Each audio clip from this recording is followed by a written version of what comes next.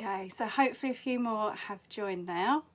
Hello again, I'm Rachel from I Printed That, and hopefully this week you got one of these on your doorstep. A mysterious black envelope with Cyanotypes do not open until the 19th of August on the back of them.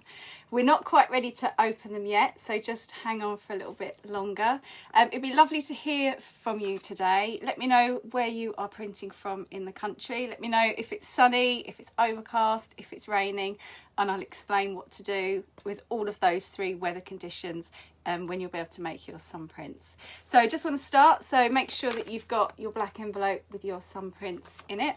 You'll also need a couple of bulldog clips, a piece of acrylic and a board, or otherwise a clip frame with the insides taken out. You'll also need your flowers, your petals, your leaves, your feathers that you're going to be using to make your prints today, and also a bucket of cold water or access to a tap. If you're printing with me today, please do pop on and say hello. It would be great to know where you're printing from in the country, in the world. Some of these went to America, so you might just be waking up. If you are in America, please let me know. It would be lovely to hear from you. Also, if I could just ask you, if you are printing today and you take photos before, during and after the process, then because I can't actually see you, then it's always great to see your photos. So if you could just post them in the comments, please, that would be absolutely amazing. Or you can also email me, rachel@iprintedthat.com, and I'll get all of your wonderful photos. So a few more have joined, so let's start printing. I'm going to pop you down, I'm going to show you some ideas that we can use, and then I'll let you go into the sun and start printing. So the first thing has to be done, the first part of the workshop has to be done in the shade. So either make sure you're in the shady part of the garden, or if you're indoors, make sure you have got the curtains shut, because as soon as we take those Cyanotypes out of the envelopes, the sun will start reacting with them. I just want to say hi, Sarah. Thanks for popping on and saying hello. Sarah from Ipswich. Yeah, lovely to have you with us today. Great, so I'm just going to pop you down. I'm going to try and keep track of the comments as well. And yeah, have a great workshop, everyone. Cool. Okay, so as I said, do this first part in the shade, and I just want to show you some designs. So before you take the Cyanotypes out of the envelope, just have a quick think about what designs you'd like to make. So this is the size of your Cyanotype paper. They're about 20 centimetres in diameter, so about the size of a side plate. And because we need to work fairly quickly, I'd like you just to think about what your design could be. So for this one, these are hops. I've just laid them on just in a nice circular pattern. Here's some honeysuckle from a little bit earlier on in the year. Just a nice arc with those. I would definitely say that less is more. You want to make sure that you've got some of these negative spaces. This one is petunia with some bindweed leaves, actually. I've got a real love-hate relationship with bindweed because it's so beautiful, but it's so invasive as well. Feathers work really well with Cyanotypes. And also if you lay them down in groups of odd numbers, so 5s or 3, another 3 one, they work exceedingly well. Do let me know as well if anyone's you're doing this as a summer holiday activity. It's a great one for the children to get involved in because it is so easy, and it is like just it's just like magic, really. So another idea for your design, you might like to do a more place your items. So here's a bit more of a geometric design. This one is using honesty. That one I didn't say actually. This one was done a little bit later in the year, last year, using Old Man's Beard or Wild Clematis seed heads. That's a nice one to do. So again, one that's a little bit more placed, or you might just want to go totally random and just sprinkle all your natural elements over. So just while I'm showing you the rest of these, I just want to tell you a little bit about cyanotypes, or thumbprints as they're sometimes called, or also blueprints for obvious reasons. So it comes from the Greek word meaning cyan, meaning blue, and type meaning imprint, so we get blueprints. It's a basic form of photography that uses two chemicals that, when mixed together with water, become incredibly light sensitive. So the two chemicals are potassium ferrocyanide and ferric ammonium citrate, which, yes, do sound quite alarming, but the first one is used as a food additive, and the other one is used in blood testing equipment. So they're totally safe to use as we're using them today. So here's another one, just very, very simple, leaving a lot of negative space around those natural elements. So it was discovered, this printing technique, this photographic technique, was discovered by the astronomer Sir John Herschel in 1842, and he showed it to his friend Anna Atkins, who was a botanist, and she thought that these could be made, rather than using them as he did, the cyanotypes, he used them to duplicate his notes. She thought this would be amazing to see if I can actually copy or use my seaweed, my algae, my ferns that she was studying at the time, and make photographs of them. And she did it to absolutely amazing effect. And some of the books that she made are absolutely beautiful. And she's credited as the first woman, or the first person, who ever published a book with photographs in it. So you might also want to go with something really, really simple. The great thing with these as well is that if you don't feel you're naturally artistic or creative, then nature really does just do the work for you. You might also want to go for more of a kind of a landscape, sort of a picture for your design. So I often talk about using natural elements, and here's some seaweed, so really using Anna Atkins' ideas here. So this seaweed was actually slightly wet, not totally drenched, but just slightly wet, and it's created all these wonderful patterns as it's printed. So natural elements are definitely my go-to thing, but there are other things you can use. So you could use your hand, for example. Just remember that you have to keep very, very still with that one. So you might like to try that. You can cut out shapes from paper. You can cut out words as well. And with printing, sometimes you think, oh, if it's a text or word, then it has to be in reverse. With cyanotypes, it doesn't. You can have the letters exactly as you'd see them. Here's some Victorian glass bottles. So they work really well too. Some fabric, some really interesting weave, Hessian weave there, some garden jute, and also some chiffon to give you lots of different effects. And you can match these in with the natural ones as well, which is always quite nice to do. And then finally, you can just use any kind of implements. So there's some design ideas.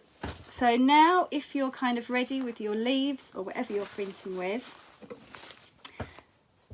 then we can start. So take your board or the back of your clip frame and lay it flat on a table. You can now take the cyanotypes out of the pack. So just take one out and then put the other ones back in, making sure they're out of the light. And then it doesn't matter which side of the paper you use. Put it on the board and then just make sure it's nice and flat. And then you just start laying your elements on. So I think I'm going to go for a nice simple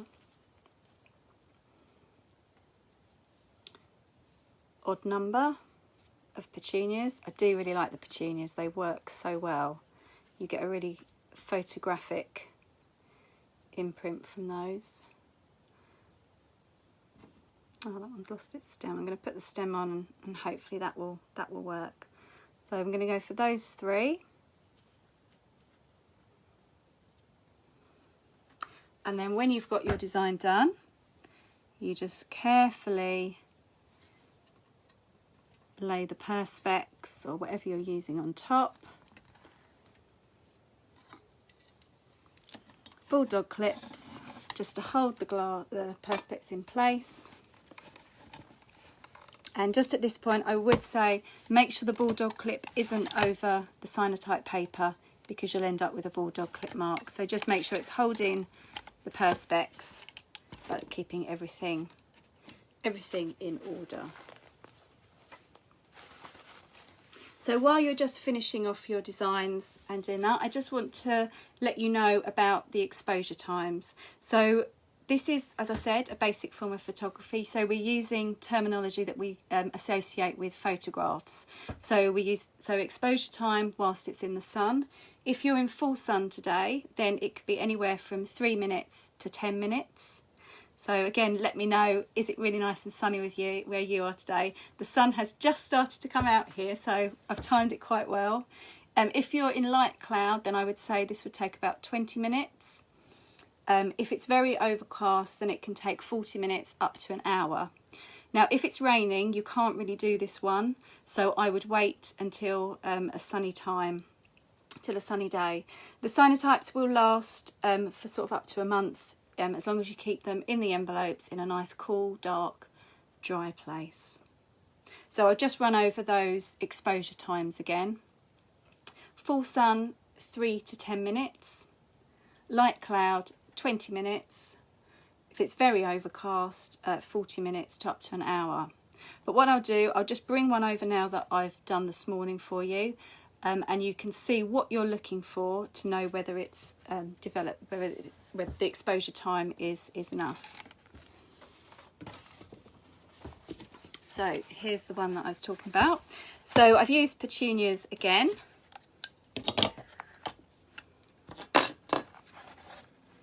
And you'll see here,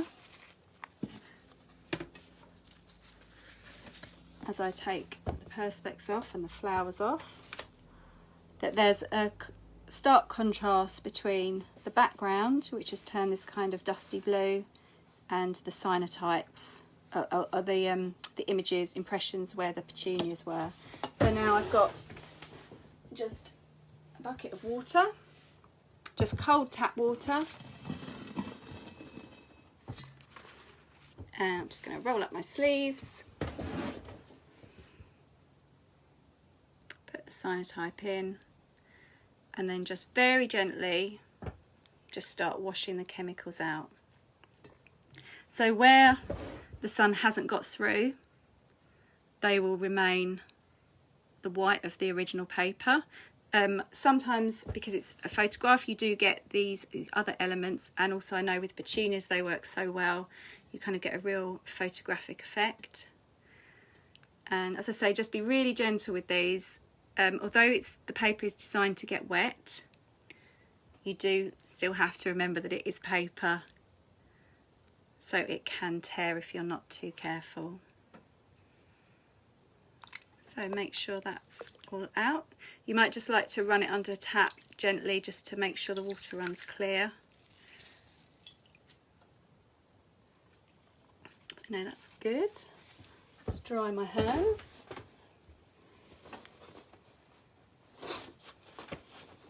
And I'll show you the results so far.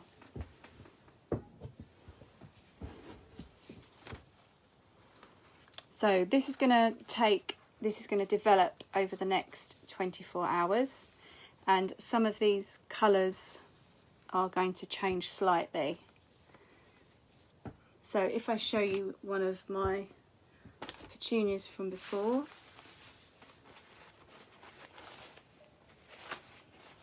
if I can find it, there it is. So you'll see that here where the flower head is, it will develop into this more of a kind of a photographic, almost X-ray type print. And then round here will be blue. Because it's been a bit overcast today, I don't think this one's going to be as dark as this one. In full sun you get these really deep indigo blues, slightly overcast a bit more denim blue, and then really overcast then you can get, and also sort of later in the year when the sun isn't so strong, you get these gorgeous milky blues. But that's the beauty of this cyanotype printing, and especially if you're using the sun as well rather than going down the UV lamp route, because you never quite know what you're going to get, and nature just plays such an amazing role in it, from the natural elements you're using through to the power of the sun. So it's a really great one to do, to connect with nature, to get the kids outside, get the kids interested in nature as well. So that we're coming to the end of the broadcast now. Please, if you have any questions, please just pop them in the comments. I will go through afterwards and make sure that I answer all the questions. If you're watching this recording, then please do just comment. I'll be going back over it for the next few days, just to find out if you've got any questions, and I'm happy to answer them. So thank you ever so much for joining me on what is now coming to be a very sunny afternoon in Rochester. So I hope you've enjoyed that, and I hope to see you again soon. Thank you ever so much for watching. Bye.